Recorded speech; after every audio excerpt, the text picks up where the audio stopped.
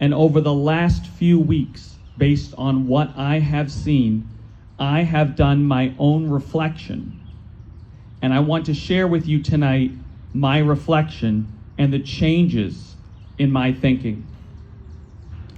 The first is the use of the word tolerance when we refer to African Americans, blacks, browns.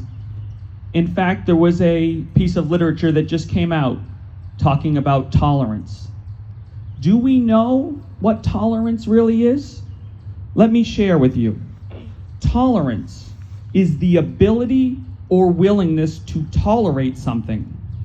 In particular, the existence of opinions or behaviors that one does not agree with. We do not want to tolerate blacks, browns, African Americans, anybody. We are not looking to tolerate. We need to move towards acceptance. Acceptance, in human psychology terms, is a person's assent to the reality of a situation, recognizing a process or condition without trying to change it. We have to move to acceptance of every single person based on whomever they are. Stop tolerating, begin accepting. Dr. Jefferson Fish explains it well by saying that acceptance goes a step beyond tolerance. If a sign of tolerance is a feeling of, I can live with a certain behavior, race, or religion, then acceptance moves beyond that in the direction of the behavior, race, or religion is okay. You can tolerate something without accepting it, but you cannot accept something without tolerance. No more tolerating, time to accept and understand the struggles of our Black community members.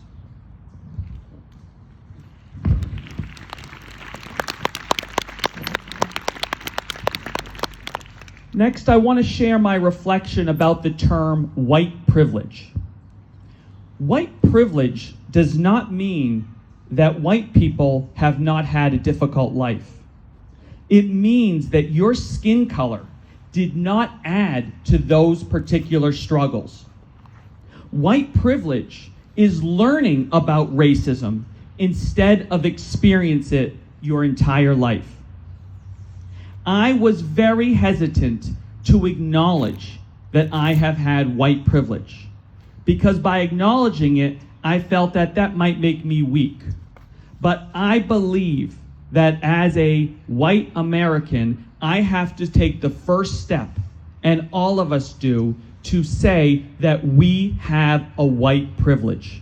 It doesn't make me any better or any worse than anybody else. But acknowledging the fact that I don't have to worry about walking down the street and be targeted, disgraced, or have things shouted at me means that I have a privilege that others do not.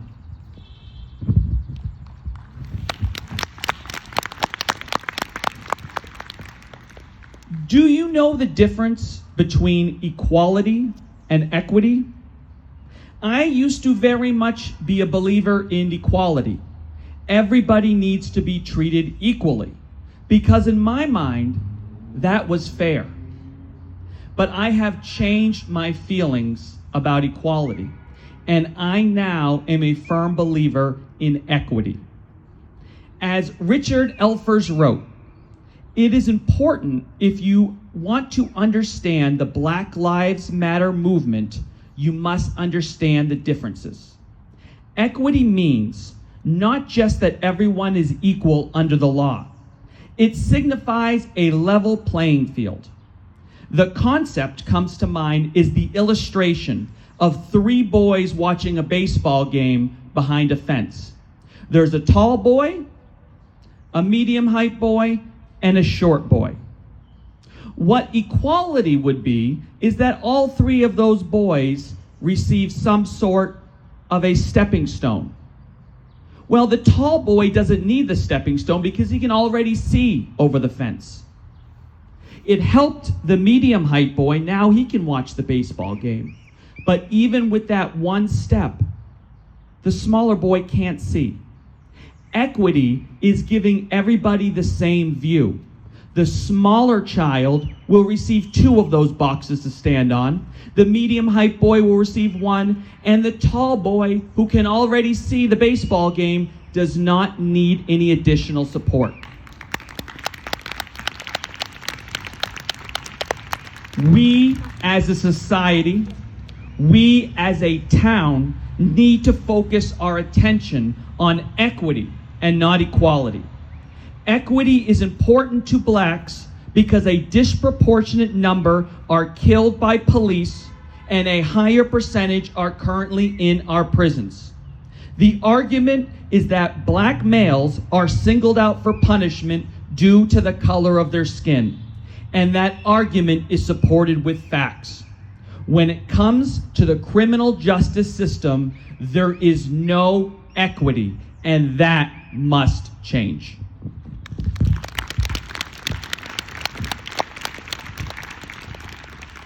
I'm also here to admit to you today that I was one of the people who would respond with, "Don't all lives matter?" when I saw or heard the term Black Lives Matter. Saying Black Lives Matter does not mean that other lives do not matter.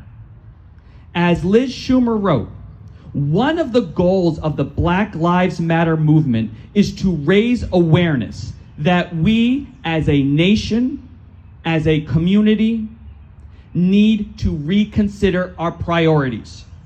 It calls for a shift in the statistics that black people are twice as likely to be killed by a police officer when unarmed as compared to a white individual. We have to accept that the people who believe that Black Lives Matter have a reason behind it. Of course, all lives matter, but no one would ever question that. Why would a white life matter? So all lives matter is not an appropriate response. We need to acknowledge that Black lives matter because to so many people, they don't. And that is a root cause.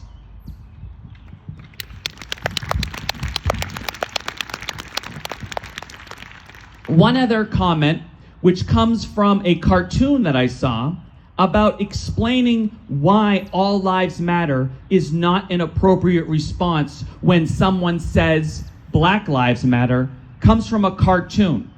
When someone wears a shirt that says breast cancer awareness, would it be an appropriate spot to say, well, all cancers matter? Or if someone is wearing a shirt that says save the whales, would a response to them be, well, all mammals matter? Or if someone holds a sign that says no means no, would you say to them, well, all words matter? Of course not. Black lives matter. There's a reason for that. So please never think to respond saying all lives matter, because really the focus is on the equity, and that is why the focus is on Black Lives Matter.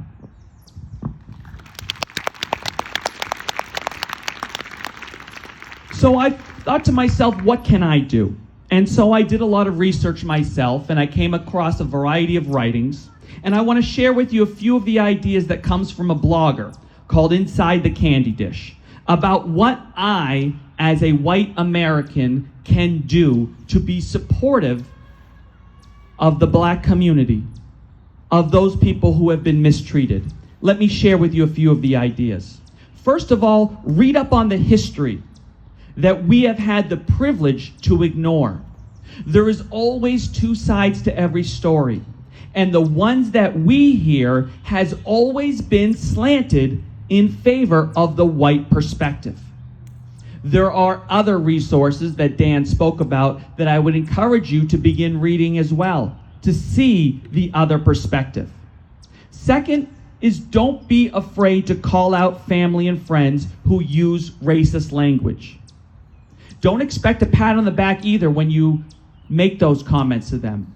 But we need to check ourselves to make sure that, racist or not, we're not even using language that would make other people feel like they are not important, that they are not different. We are all brothers and sisters together, so you all need to be part of the solution.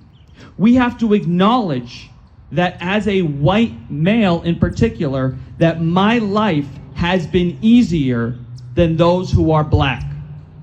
It does not mean that I have not been given challenges. I have. But my life is easier because I am white. And finally, I want you to take a look at yourself, shed light on the corners of your subconscious that you might have glossed over from years.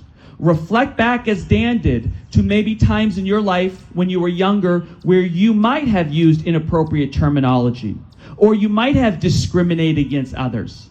That does not mean that you are a racist today, but we all have to go through our own subconscious to free ourselves what has been built up inside so that we can support everybody for who they are, regardless of the color of their skin.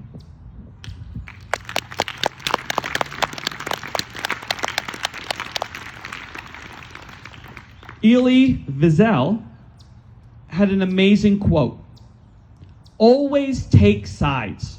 Neutrality helps the oppressor, never the victim. Silence encourages the tormentor, never the tormented.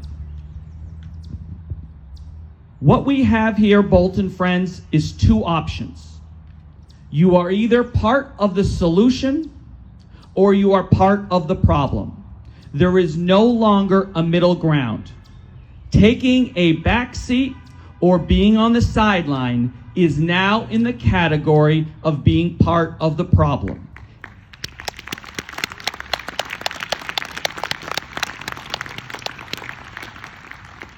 And I'm here to tell you that beginning now, I am going to work to be part of the solution.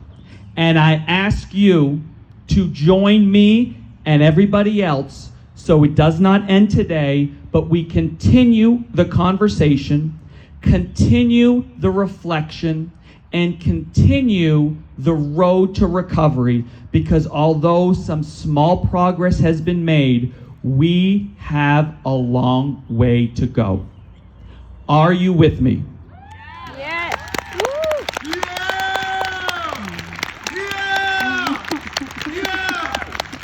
Thank you.